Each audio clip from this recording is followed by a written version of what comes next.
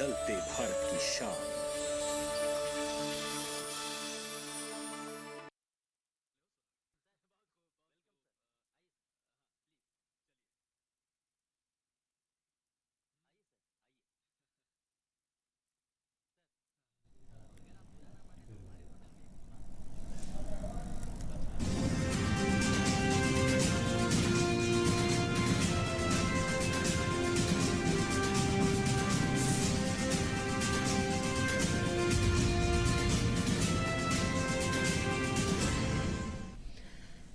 नमस्कार, किसान समाचार में आपका स्वागत है। मैं हूं साइमा खान। सबसे पहले नजर हेडलाइंस पर।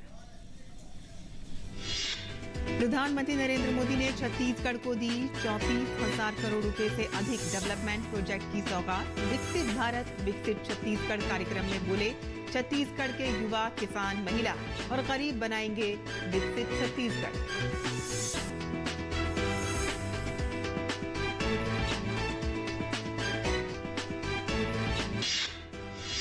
प्रधानमंत्री नरेंद्र मोदी ने सहकारी क्षेत्र के लिए कई प्रमुख पहलों का किया शुभारंभ। सहकारी क्षेत्र में विश्व की सबसे बड़ी अनाज भंडारण योजना की पायलट परियोजना का भी किया उद्घाटन। प्रधानमंत्री ने कहा कि खेती और किसानी की नींव को मजबूत करने में सहकारिता की शक्ति की बहुत बड़ी भूमिका।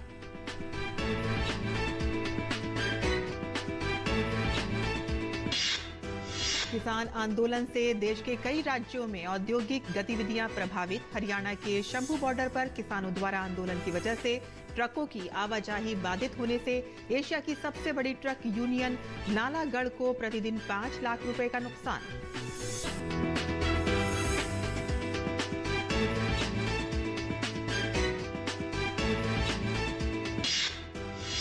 केंद्रीय सरकार ने मछुआरों की मौत की स्थिति में मुआवजा 1 लाख से बढ़ाकर किया 5 लाख रुपए। केंद्रीय मत्स्य, पशुपालन और डेयरी मंत्री पुरुषोत्तम रुपाला ने कहा कि सरकार ने देश के मछुआरों के लिए अनेक बीमा योजनाओं की शुरुआत के लिए की अनेक पहल।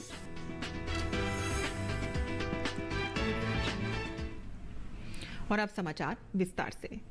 प्रधानमंत्री नरेंद्र मोदी ने छत्तीसगढ़ में 35,000 करोड़ की विकास परियोजनाओं का शुभारंभ और शिलान्यास किया। पीएम ने विकसित भारत विकसित छत्तीसगढ़ कार्यक्रम में वर्चुअल माध्यम से जुड़कर इन परियोजनाओं की सौगात दी। ये परियोजनाएं सड़क, रेलवे, कोयला, बिजली और सौर ऊर्जा जैसे महत्वपूर्ण क्षेत्रों से जुड़ी हुई हैं। प्रधानमंत्री ने रायगढ़ में एनटीपीसी के 1600 मेगावाट के Lara super thermal power station के पहले चरण को राष्ट्र को समर्पित किया। पीएम ने इसके 1600 मेगावाट के दूसरे चरण की आधारशिला भी रखी। कई राज्यों और केंद्र शासित प्रदेशों में बिजली व्यवस्था सुधारने में ये बहुत बड़ा कदम है। प्रधानमंत्री ने South Eastern Coal Field Limited की 3 प्रमुख फर्स्ट माइल कनेक्टिविटी परियोजनाओं का भी उद्घाटन किया। इनसे कोयले की तेज, पर्यावरण अनुकूल और कुशल मशीनीकृत निकासी में मदद मिलेगी। प्रधानमंत्री ने कहा कि किसान सम्मान निधि के तहत सरकार ने 3.25 लाख करोड़ रुपए किसानों को ट्रांसफर किए हैं।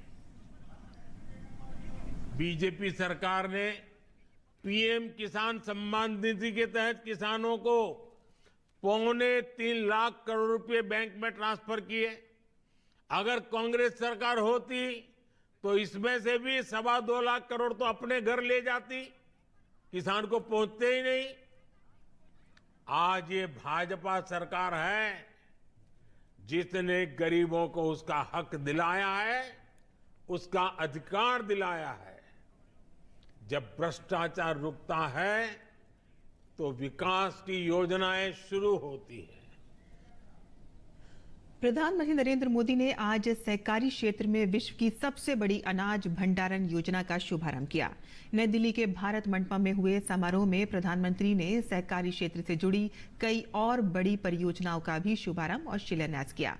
11 राज्यों की 11 प्राथमिक कृषि ऋण समितियों द्वारा संचालित सहकारी क्षेत्र में विश्व की सबसे बड़ी अनाज भंडारण योजना को बेहद अहम पहल माना जा रहा है। पीएम ने 500 अन्य प्राथमिक कृषि ऋण समितियों में गोदाम और कृषि भंडारण से जुड़ी सुविधा निर्माण का भी शिलान्यास किया। प्रधानमंत्री ने देश भर में 18,000 प्राथमिक कृषि ऋण समितियों के कंप्यूटरीकरण का भी शुभारंभ किया। ये पहल केंद्र सरकार के सहकार से समृद्धि के विजन के अनुरूप है। इससे न केवल इन समितियों की कार्य क्षमता बढ़ेगी, बल्कि छोटे और सीमांत किसानों को भी बड़े पैमाने पर लाभ होगा। और इस अवसर पर अपने संबोधन में प्रधानमंत्री ने सहकारिता की शक्ति को सराहा। पीएम ने विकसित भारत के निर्माण में इसे बेहद अहम बताया। पीएम ने कृषि और अन्य क्षेत्रों में सहकारिता से मिली सफलता का जिक्र किया। किसानों के लिए कृषि उपज भंडारण सुविधाओं के महत्व का उल्लेख करते हुए पीएम ने कहा कि पिछली सरकारों ने इस ओर ध्यान नहीं दिया। पीएम ने कहा कि अब इस क्षेत्र में विश्व की सबसे बड़ी योजना शुरू होने से किसानों को बड़े पैमाने पर लाभ होगा। दुनिया की सबसे बड़ी भंडारण योजना के तहत अगले 5 वर्ष में 700 लाख मैट्रिक टन भंडारण की क्षमता तैयार की जाएगी। इस अभियान में 1.25 लाख करोड़ रुपए से ज्यादा का खर्च आएगा। इस योजना के पूरा होने पर हमारे किसान अपने उत्पादों को अपनी जरूरत के मुताबिक भंडारण में रख करके स्टोर कर पाएंगे। उन्हें बैंकों से ऋण लेने में भी आसानी होगी और वो सही समय पर जब उनको ठीक लगे कि हां अब माल बेचने के लिए बाजार ठीक है, सही समय पर अपने उत्पाद को बाजार में ले जाकर बेच भी पाएंगे। पीएम ने कहा कि विकसित भारत के लिए कृषि व्यवस्थाओं का आधुनिकीकरण भी उतना ही जरूरी है। पीएम ने कहा कि कृषि क्षेत्र में नई सुविधाओं के साथ ही पैक्स जैसी सहकारी संस्थाओं को सशक्त किया जा रहा है।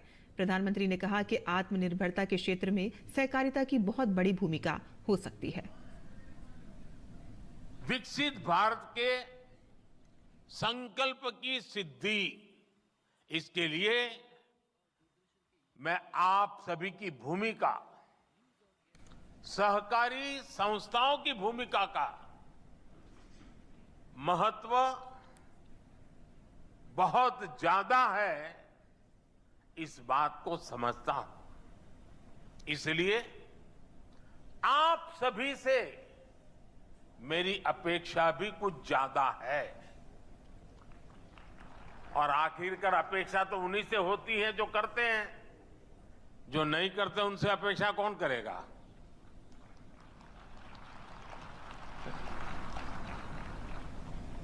आत्मनिर्भर भारत के निर्माण में आप जितना ज्यादा और जितना ज्यादा सक्रिय योगदान बढ़ाएंगे, हम अपने लक्ष्यों को जल्दी प्राप्त कर पाएंगे।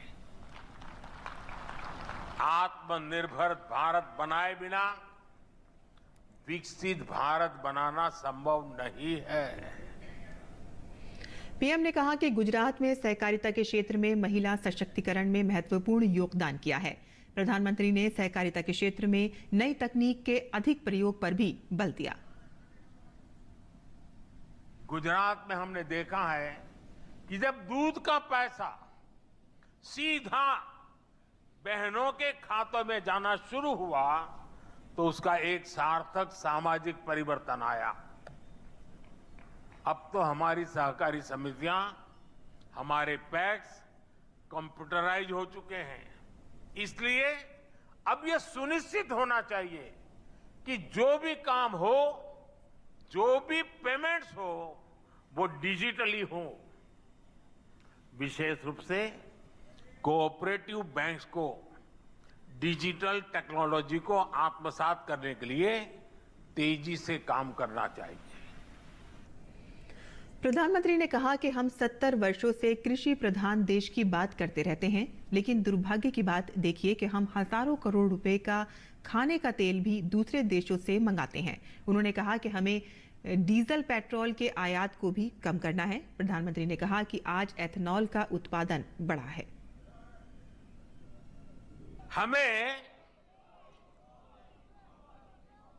अब आप देखिए, खाने का तेल भी बाहर से आता है और ऊर्जा के लिए जो तेल चाहिए गाड़ी चलाने के लिए, ट्रैक्टर चलाने के लिए, पेट्रोल, डीजल, ये फ्यूल से जुड़ा अपना इंपोर्ट बिल भी, इसको भी हमें कम करना है।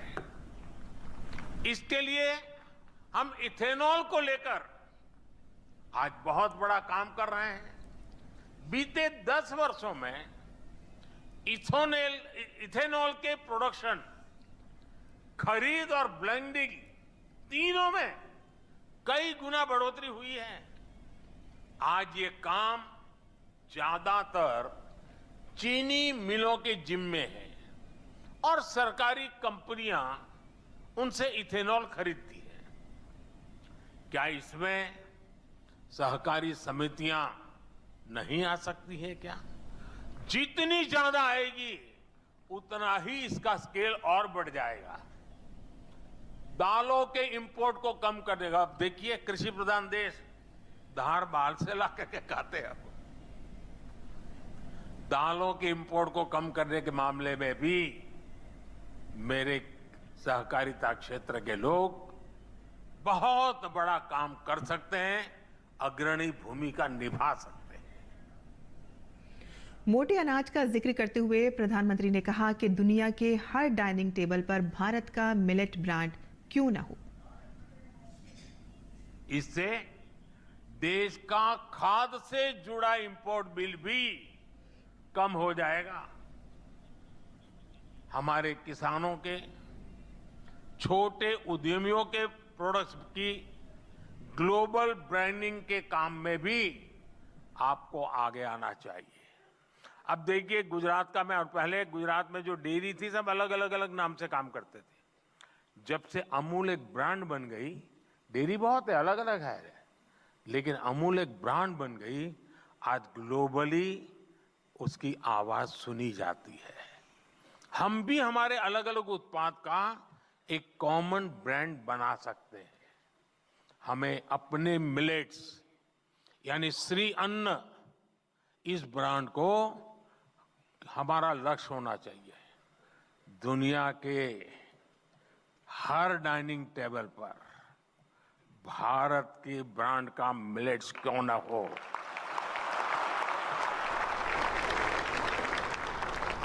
इसके लिए कोऑपरेटिव्स को एक व्यापक एक्शन प्लान बना करके आगे आना चाहिए।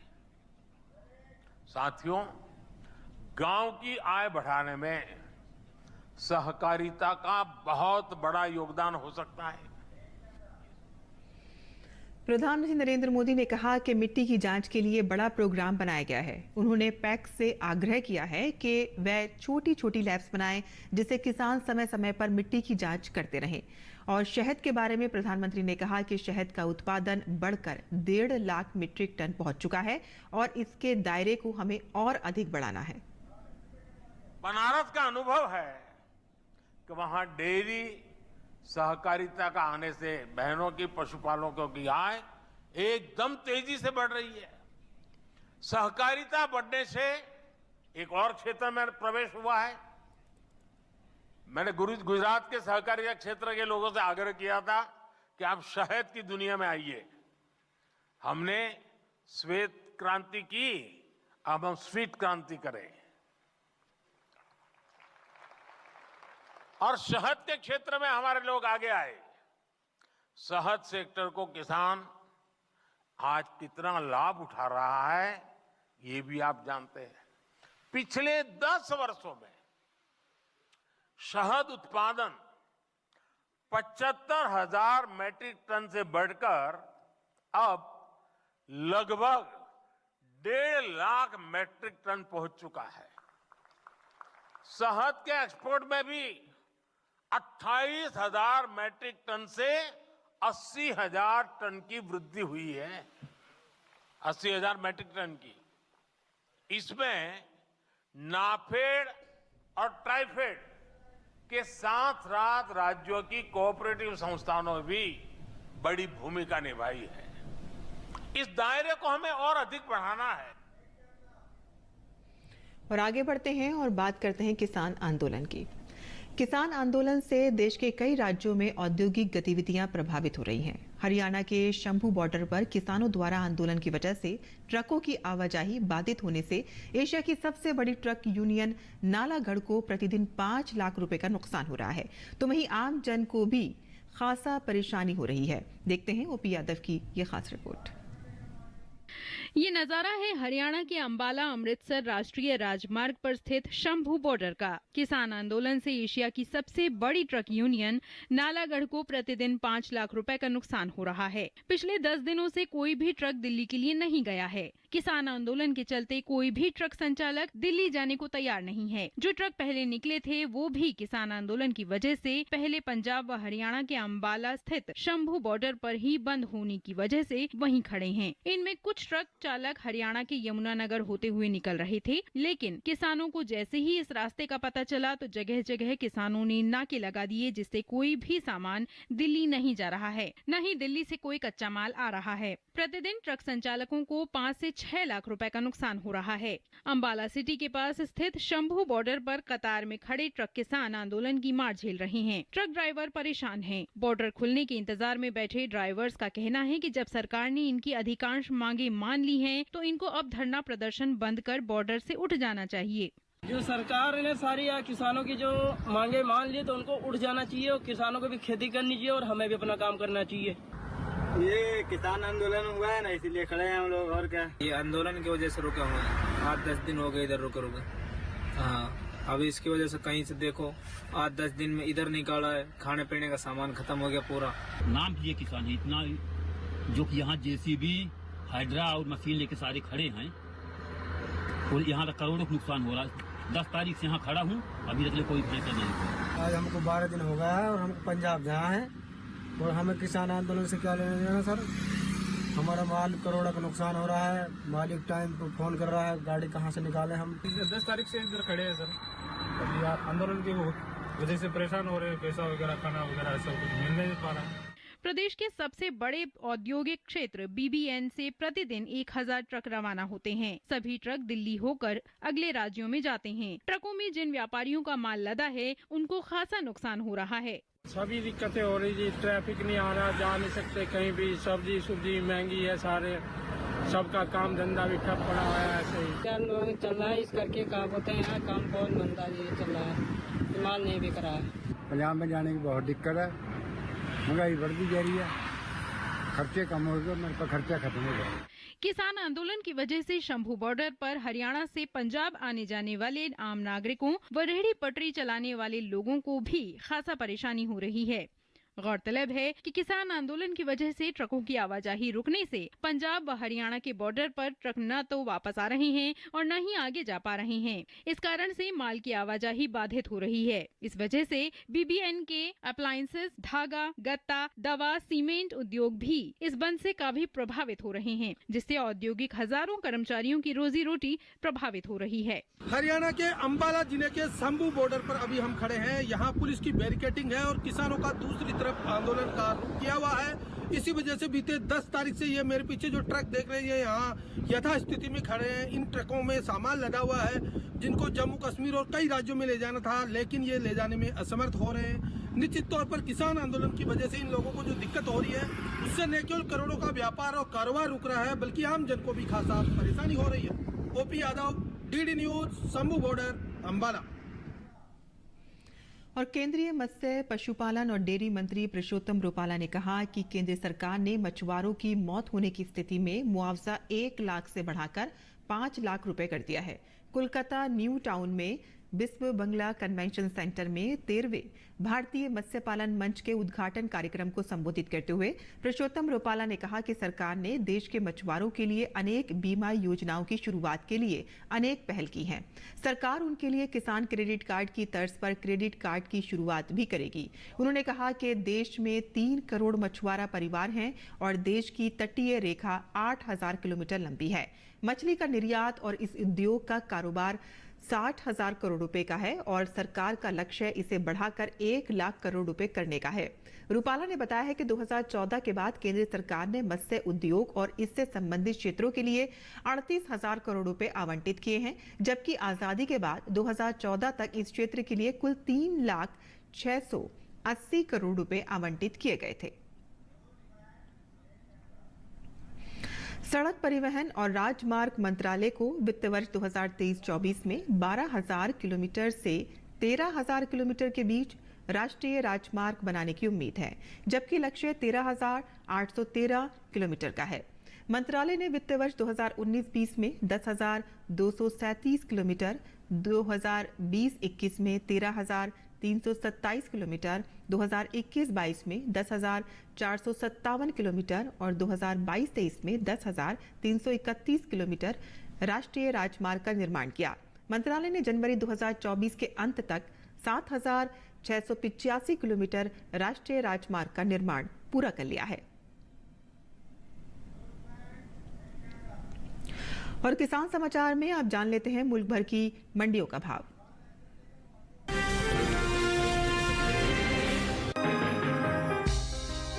इन दिनों देश की ज्यादातर मंडियों में प्याज की आवक सामान्य देखने को मिल रही है। शुक्रवार को प्याज के सौदों में मजबूती देखने को मिली। हाजिर भाव की बात करें, एग मार्केट के मुताबिक गुजरात की धोराजी मंडी में 22 फरवरी को प्याज का भाव रहा 1,180 रुपए। 23 फरवरी को इसके भाव 50 रुपए चढ़कर 1,230 रुपए हो गए। महाराष्ट्र की लासल गांव मंडी में 22 फरवरी को प्याज का भाव रहा 1,450 रुपए, जो कि 23 फरवरी को 300 रुपए चढ़कर 1,750 रुपए पर पहुंच गया। पंजाब की गढ़शंकर मंडी में 22 फरवरी को प्याज का भाव रहा 1,200 रुपए, जो कि 23 फरवरी को 200 रुपए चढ़कर 1,400 रुपए पर पहुंच गया। राजस्थान की जोधपुर मंडी में बीते 2 दिनों के दौरान प्याज के भाव स्थिर रहे। यहां 22 और 23 फरवरी को प्याज बिना किसी फेरबदल के 1,000 रुपए पर बिकी। उत्तर प्रदेश की लखीमपुर मंडी में 22 फरवरी को प्याज का भाव रहा 1,500 रुपए, जो कि 23 फरवरी को 95 रुपए चढ़कर 1,595 रुपए पर पहुंच गया। इस साल घरेलू स्तर पर प्याज की उपज में कमी देखने को मिल सकती है। कृषि मंत्रालय की ओर से बागवानी फसलों के लिए जारी पहले अग्रिम अनुमान के मुताबिक देश में प्याज की उपज बीते साल से 68 लाख टन कम होने की उम्मीद है। साल 2022-23 के दौरान प्याज की कुल उपज 31.01 मिलियन टन रहने का अनुमान जताया गया है, जबकि बीते साल की समान अवधि के दौरान प्याज की पैदावार 31.69 मिलियन टन रही थी।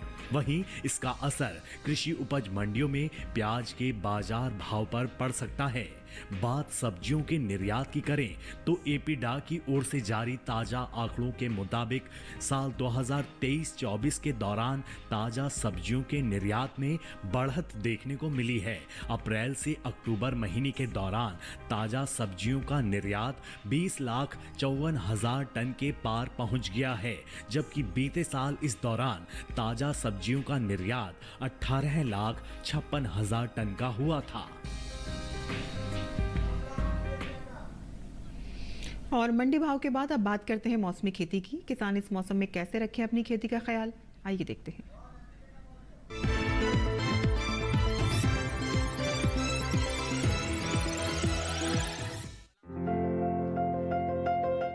मौसम को ध्यान में रखते हुए उत्तर प्रदेश के किसान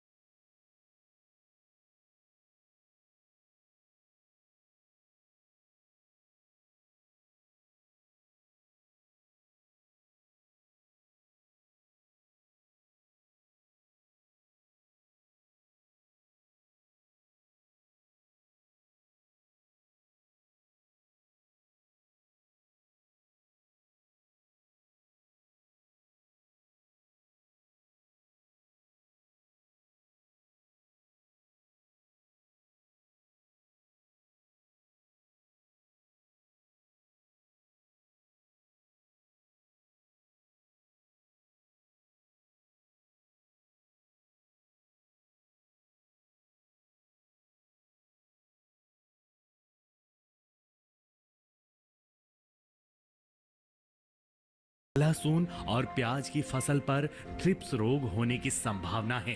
लक्षण दिखने पर कृषि विशेषज्ञों की सलाह लेकर उचित कीटनाशकों का छिड़काव करें।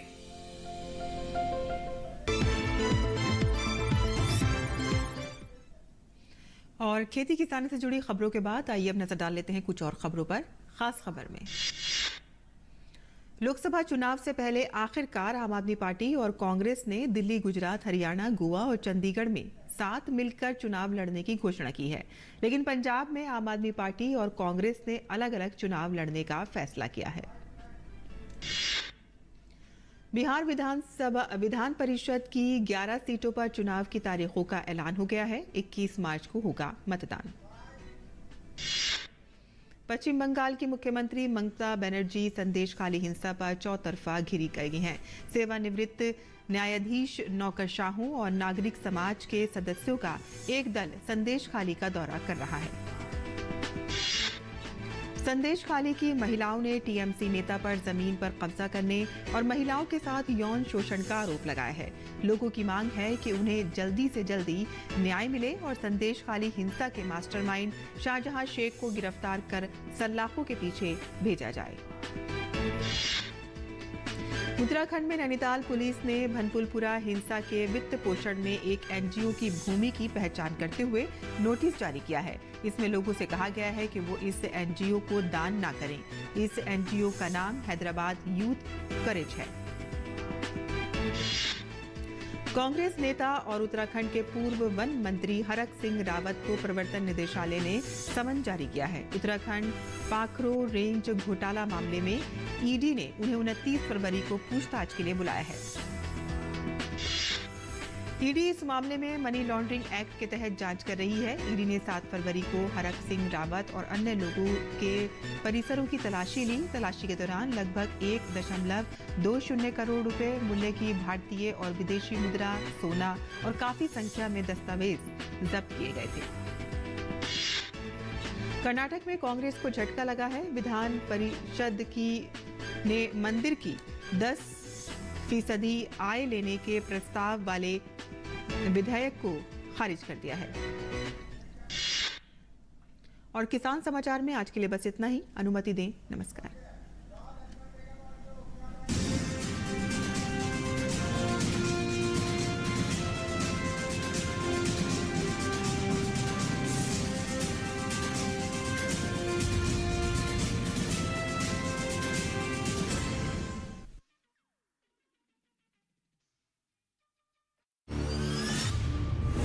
बार बार पेशाब आना, पेशाब में जलन, उल्टी या उल्टी करने की चाहत और यदि हो पीठ में या पेट के आसपास असहनीय दर्द, तो हो जाएं जागरूक। गुर्दे की पथरी के लक्षण क्या होते हैं और कारण क्या होते हैं और इससे हम कैसे बचाव करें, मैं बताऊंगा आपको डीडी किसान पर। मूत्र संबंधी समस्याओं में प्रोस्टेट और पथरी की समस्याएं बड़ी आम समस्याएं मानी जाती हैं। जैसे महिलाओं में स्तन कैंसर एक बड़ा आम समस्या है, वैसे ही पुरुषों में प्रोस्टेट कैंसर बड़ा आम पाया जाता है। मैं आपको बताऊंगा मूत्र संबंधी सभी प्रॉब्लम्स के बारे में सिर्फ दूरदर्शन किसान पर। प्रोस्टेट, मूत्र विकार और किडनी स्टोन, कारण, लक्षण और उपचार, इस शनिवार शाम 6 से 7 बजे स्वस्थ किसान केवल दूरदर्शन किसान पर।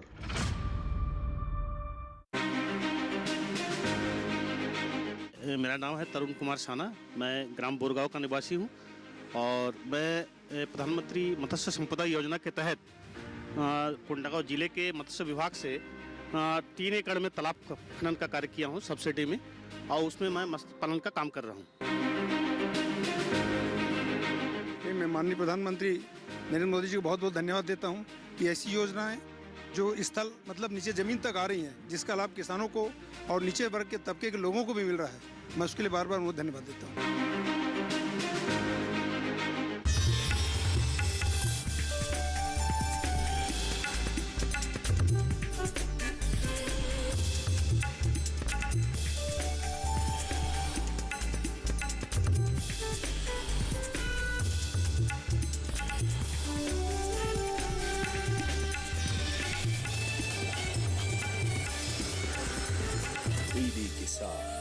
बदलते भारत की शान।